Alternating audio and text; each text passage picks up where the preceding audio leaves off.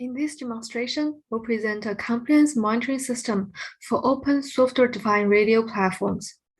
Today, large-scale deployments of SDR devices benefit wireless experimental research on next-generation techniques. However, SDR's generated signals may possibly be transmitted in an unauthorized spectrum and violate spectrum regulations. Thus, robust monitoring of each SDR transmission is required to ensure RF compliance. But a signal mixture challenge exists as the monitoring spectrum can be corrupted by external signals incident on the antenna. As a solution, we propose BITS, which uses a bidirectional coupler to measure two linear combinations of transmitted and incident signals and applies independent component analysis for separation and monitoring. Note that BITS has now been running on each monitor in an open wireless testbed called Powder. In the video, we're going to run the listed 5 tests on one of the 40 operational monitors to evaluate BITS. Here you can see 3 blocks. The upper left is the terminal where we get access to the 2 nodes. The lower left is the mailbox. The right one is the monitoring graph of BITS, visualizing spectrum use of the 2 signals.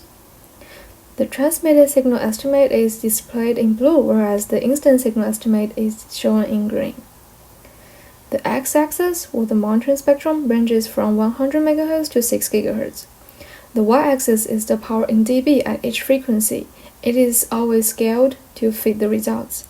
Right now, the range is from -138 dB to -125 dB. Thus, we can say that the existing spikes are most likely weak signals induced by external sources. The graph below is a 45 MHz zoom-in view. In the first test, only the transmitter is broadcasting an OFDM signal with 4 MHz bandwidth.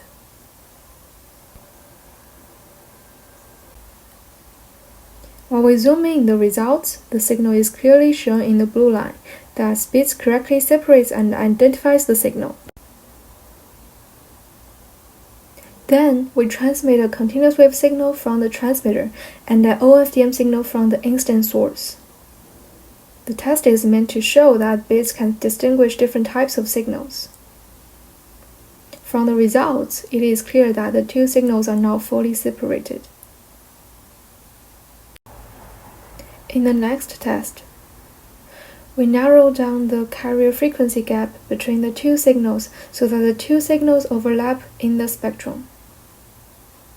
The results reveal that the estimated incident signal is completely isolated from the transmitted signal. In test 4, we reduce the transmitted signal gain.